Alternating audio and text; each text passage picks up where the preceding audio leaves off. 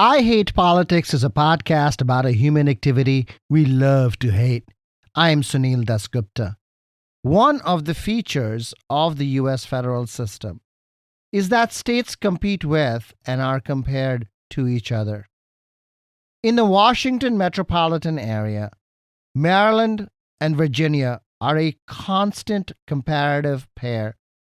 And for several years now, Virginia has been outpacing Maryland in economic growth. Why? The problem has vexed politicians and businesses.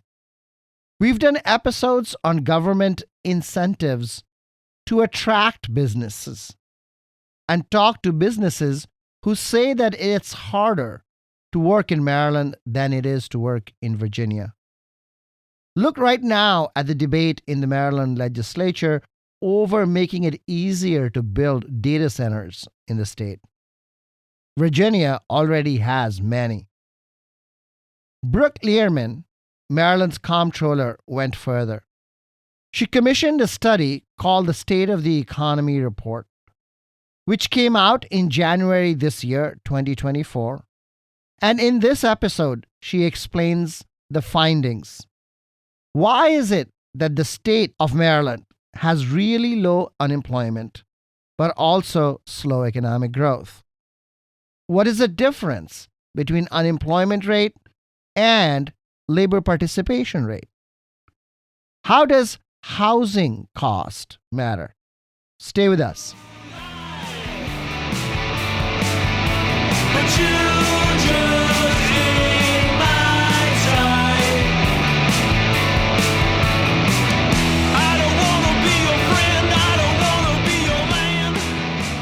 I Hate Politics is a podcast about our neighborhoods, workplaces, schools and streets, and our local governments as they function in diverse and democratic societies. This means our politics are dirty, messy, sometimes corrupt, with often self-serving politicians. But no matter how much we may hate politics, we are never exempt from it.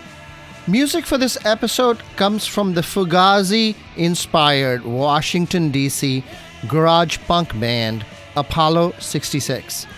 Travis Hodges on guitars and vocals, Alex Morse on bass and vocals, Sean Henderson on drums, and Chris Morse on the tambourine. You can find them at apollo66rock.com.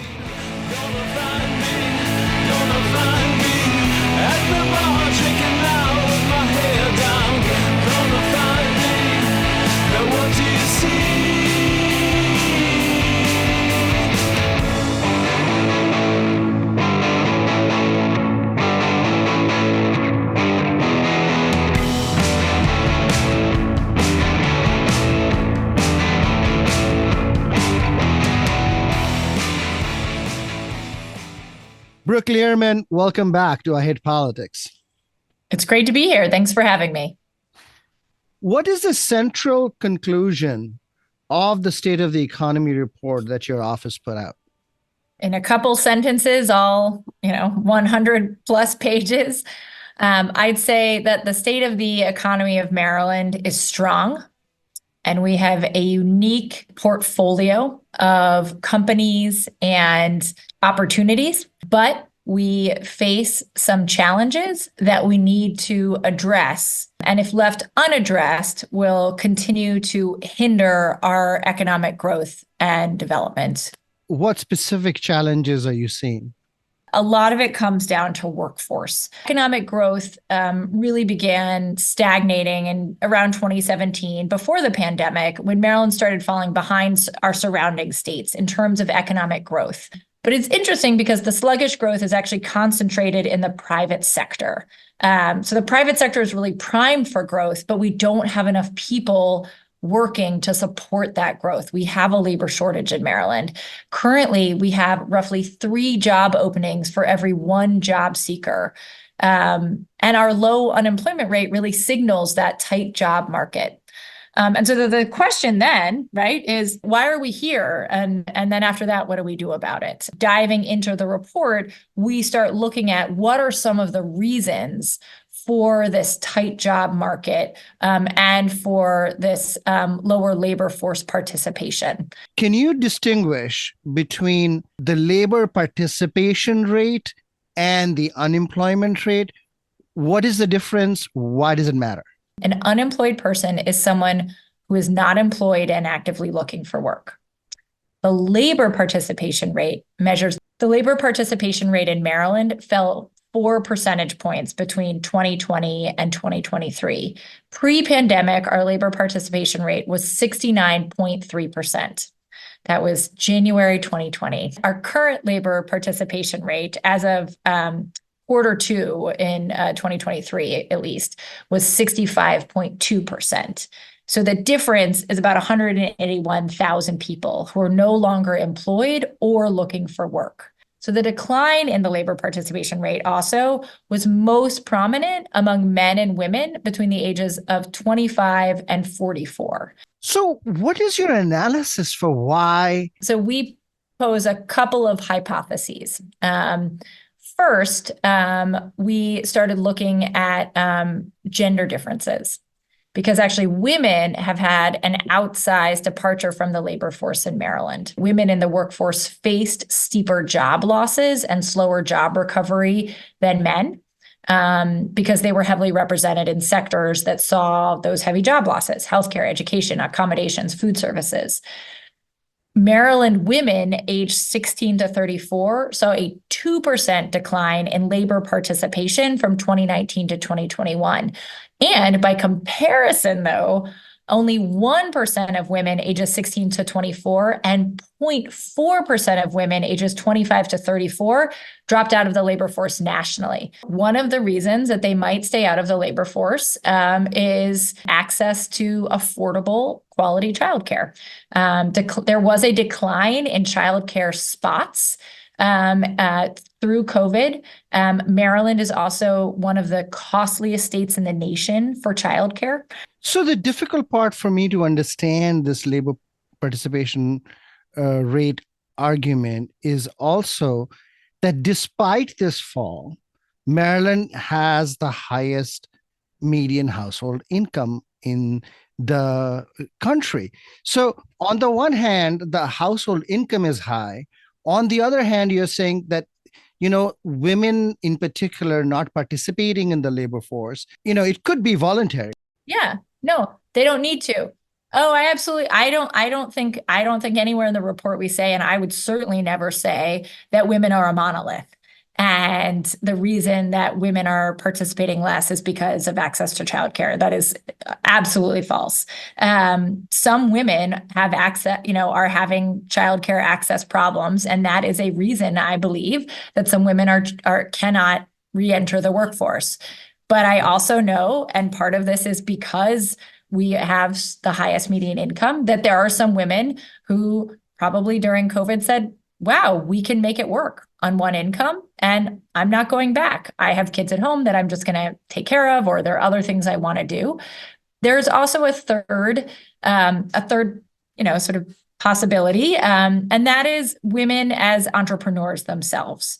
So the data for this isn't available yet, but we do know that women have made big strides in becoming entrepreneurs and starting businesses themselves. Maybe it's that they turned what was a side gig into their full-time gig, and they're selling online now. Those women should count as participating in the labor force, but if they are not to the point yet, either where they're employing people or it just hasn't percolated up yet, we might not have that data. So on balance, then, how worried should we be about this labor participation rate? One of the other factors that is affecting our labor participation rate and just the labor force generally is our population growth, right? Or lack thereof. So I think, digging into that a little bit, Maryland is really mirroring a national trend that's taken off since the pandemic, where people are moving from high cost of living areas to low cost of living areas. And that is not what used to happen. It used to be that growth, you moved from often lower cost of living areas to higher cost of living areas because that was where the jobs were, right? And that was where the economic activity was. But that is not what is happening now. And for the last 10 years, Maryland has really experienced Maryland residents moving to other states in greater numbers than those moving to Maryland. In fact, for the first time since World War II, during COVID, we lost population, right? So people are moving to Maryland from states like New York and New Jersey because it costs less to live here. But then people are moving from Maryland to lower cost of living states like Florida or the Carolinas. We looked a little bit at who is coming and who is leaving. So people leaving Maryland tend to be under age 26 or over age 55 and make either less than $50,000 or more than $100,000.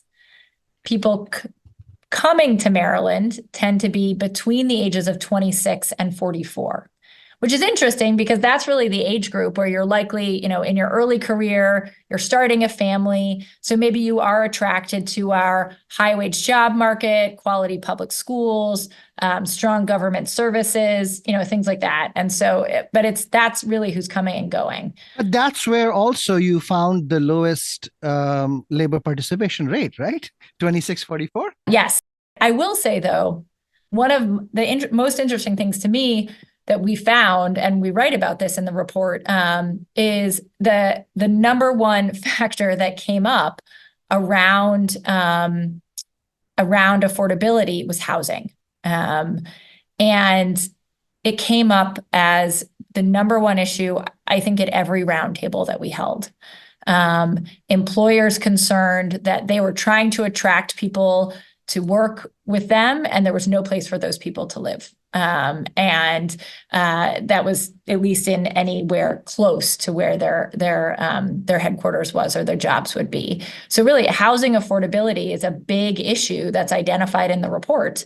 But I went and checked housing costs in Virginia, like county by county, right? Yeah, it's expensive there too. It is more actually in Northern Virginia versus suburban Maryland. Yeah. Right? Northern Virginia is more expensive, almost up to Richmond. Everything is more expensive in Virginia than in suburban Maryland. But it seems Virginia is growing, but we are not. Why is Maryland unique that housing cost is such a drag, but it is not a drag in Virginia? It's a good question. And I don't know that our report necessarily gets into that level of comparison with Virginia. Home prices, of course, have risen nationally since 2019. But in Maryland, they have risen much more quickly than they have nationally. The median home price in Fairfax County in Virginia is almost $700,000. The median home price in Montgomery County is, I believe, $577,000. There's a huge $100,000 difference there. You can compare Prince George's to Prince William. You can compare Howard to Loudoun. I mean, Loudoun, again, is the median home price there is $700,000.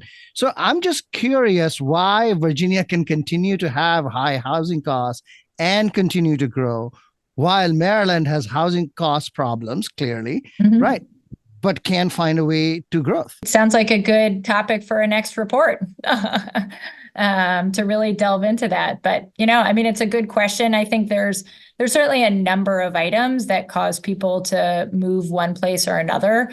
But housing certainly came up in every conversation that we had around affordability. If you do another report, I'd be very interested in finding learning about what you find.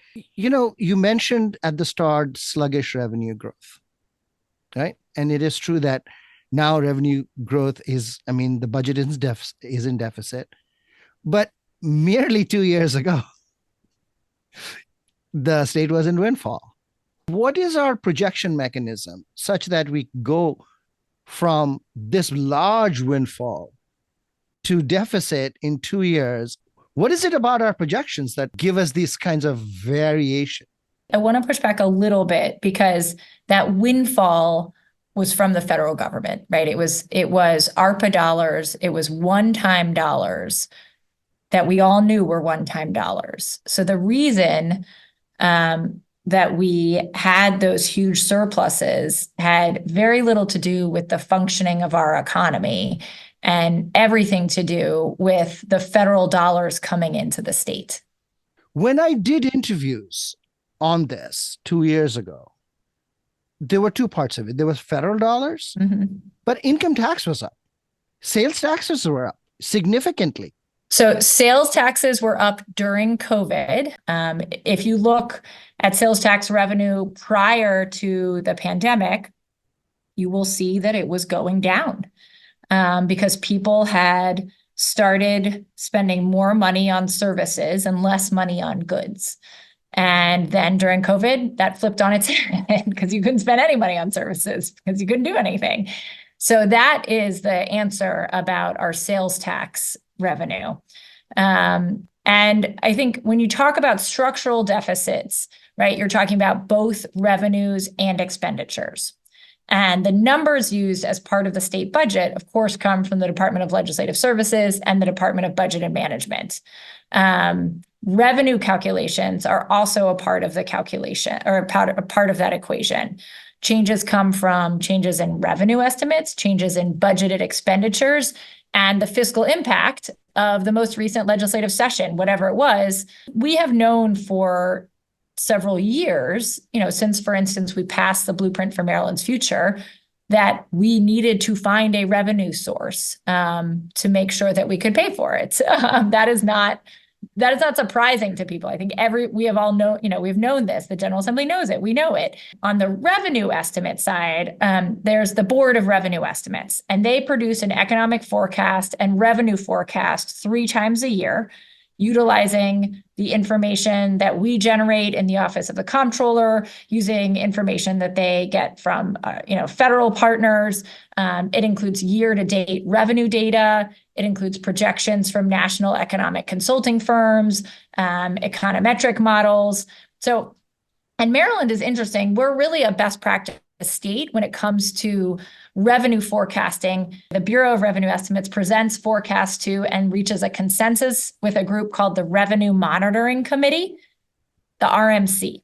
And that committee is comprised of, it's a multi-agency committee, and it's got fiscal officers with many years of experience and different viewpoints, right? It's not just our agency. It's DBM, DLS. DBM is the Department of Budget and Management, and that's appointed, the secretary there is appointed by the governor, and DLS is the Department of Legislative Services, whose leader is appointed by the General Assembly, right? So we have all different people with different viewpoints coming together to adopt and they have to work to reach consensus on what our revenue forecast will be. That is then presented to the Board of Revenue Estimates, and we vote on whether to approve that forecast or not. And of course, look, forecasting is difficult. It's not precise. Specifically with the state's economic forecast, there are certainly factors that can never be forecasted accurately with consistency. Particularly challenging is the personal income tax, right? Which includes... Why? Well, because it includes both business income and capital gains. And it is challenging to know what capital gains income is going to look like on an annual basis. I would say especially the past 5 years or 4 years, it has swung fairly wildly from lows to highs. And in FY22, 1 out of every $5 deposited in the state's general fund was from non-wage personal income, meaning capital gains. And so we just have a large percentage of our income that is generated by high income folks who are making it from non-wage income. And that's just not as steady, and it doesn't grow as steadily as, when you have the withholding income tax. So can we use the Dow Jones to predict? I mean, we have to look at it, right? It matters. It matters. Looking at the trends of the market really matters to how what our state's income is going to be, what our state's revenue is going to be. You said something very interesting, which is that the people that make up the various abbreviations that you use that make up the Bureau of Revenue Estimates that need to come to a consensus. That means there is no natural consensus. There's a natural agreement that they have to make an agreement. In personal finance, you can have a consensus number about income and expense or whatever it is, right? But Yep. and in public finance, very hard to do. No state, and certainly nor the federal government, can be sure with certainty, with absolute 100% certainty what our economy is going to do. What is Maryland's level of confidence? What is the level of confidence that other states might have? What is practically possible? I'm not sure that I can say what our, give a new numerical estimate to our level of confidence in our data. In FY23, our estimate was within 0.2% of actual growth. Yeah. So, but I think, well, look, I know economic head and tailwinds, they change based on current events, shocks to our local, state, regional, and national economy. Current example, high vacancy rates for commercial real estate in our city centers, the preference for remote work for some, rising housing prices in traditionally affordable parts of the country. Those are sort of aftershocks of the COVID-19 pandemic. And we're still trying to determine what that will mean over the long term for our revenue. And I would even argue that, looking at how we need to also understand how we as Marylanders spend money to see if how we spend money now is the same as as how we spent money 20 years ago when we established most of, how we bring income into the state. So there's lots of things to look at. So is there going to be a state of spending report now? I mean, not a bad idea. Okay. All right. I do want to talk about one spending category, sure. Childcare. Oh, yep. Mm-hmm. The blueprint in particular had a plan to bring universal pre-K to a lot of the state. And it has been difficult, in part because private providers have not wanted to join the state network. And therefore, there's a shortage. There is I think last year the state paid $13,000 or $14,000. This year they're going to pay a little bit more. But Maryland providers get paid $20,000 and $25,000. That's a huge difference. Mm-hmm. Moreover, they have to take on the added expense of training up their people and then paying them the same wage as their local education agency. So this is a huge burden. It is. And there doesn't seem to be a pathway forward, especially given that we are now in a budget deficit. Yeah. How are we going to? What are we going to do? How are we going to get more women in the labor force if we can't get that blueprint, pre-K system working? Yeah, it's a great question. And I know that the folks at the AIB as well as MSDE are, they have their work cut out for them. As you said, we need private providers to be partnering with our LEAs, our local education associations, and our local school boards to really work on this issue. But I think it's going to take a wholesale sort of reimagining of the childcare system. It's a really challenging model from a private perspective. And so it really does cry out, I think, for more state involvement and more public involvement in figuring out how to make the numbers work.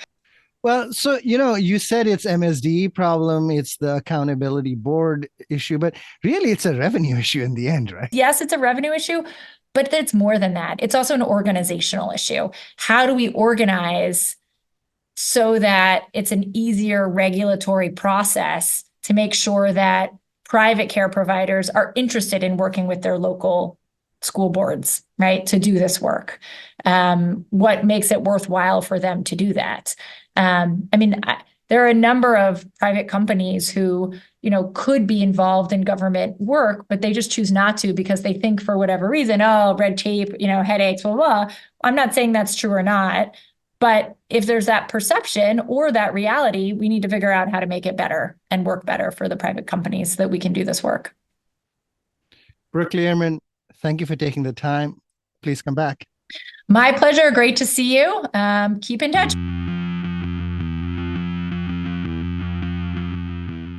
You're listening to I Hate Politics. I'm Sunil Dasgupta. I'll be back with the wrap-up and lessons from my conversation with Maryland Comptroller Brooke Lierman. Pack a bag, but only one. We're moving fast and we gotta run. There's a risk that you take when you jump off the track. This time tomorrow we can be gone. This time tomorrow. What lessons should we draw from my conversation with Maryland Comptroller Brooke Lierman? As a state, Maryland's economic growth has slowed, not just due to the pandemic, but going back to 2017. What is remarkable about Maryland's current condition is that the state has 3 openings for every person available to work. The private sector is particularly short of employees, but the state is losing instead of gaining population. The State of the Economy report identifies 2 primary reasons. First, a low labor participation rate, and second, high housing costs. The labor participation rate and the unemployment rate are different things, as Comptroller Lierman explains. Whether a low participation rate is a good or bad thing depends on why it is happening. It isn't absolutely clear from the State of the Economy report. But for those Maryland families well off enough to be able to live on one income, a low labor participation rate is a voluntary choice for leisure, parenting, taking care of elders. It is less welcome when forced, such as due to high childcare costs. But even that calculation is not entirely one-sided. If childcare costs are indeed so high that it is better for one person to stay at home, it may mean that Maryland has high wage costs, and the market is simply allocating labor to the most efficient uses. But if the cost of childcare is high due to regulatory cost, not wages, then that's producing inefficiency by keeping people out of work. This is most certainly a problem for low-income families. The blueprint for Maryland's future promised universal pre-K for low-income families and has not delivered, in part because of the state's high cost of childcare. Now, with the state in deficit, dramatic reimagination of childcare is, well, hard to imagine. Let's consider housing costs and economic performance. The State of the Economy report posits a negative relationship. High housing costs means slower economic growth. But the comparative data is noteworthy. The Commonwealth of Virginia, which is part of the same regional economy as Maryland, also has high housing costs, in fact, more than Maryland's, but nevertheless continues to grow at a clip even prior to the pandemic. Clearly, there is something more going on, and the 2024 version of the State of the Economy report does not have a clear answer. Comptroller Lierman has said that she will look into it for the future. If you have thoughts of how to bring Maryland out of its era of slow growth, talk back to us. Record yourself on the phone and email us the file at producer@ihbpod.org. You can use the same email if you want to share your music on the show. We welcome all genres. That's all for this episode of I Hate Politics, where we aim to stem the decline in local news by working with community voices. Don't forget to tune in to our Tuesday morning news analysis. I Hate Politics is produced by me, Sunil Dasgupta, and assistant producers Daniel Galileo, Katarina Gasek, and Catherine Amaya Escobar, with support from University of Maryland, Baltimore County. I direct UMBC's political science program at the universities at Shady Grove in Montgomery County, where, among other things, we explore and learn about politics, government, and society close to home.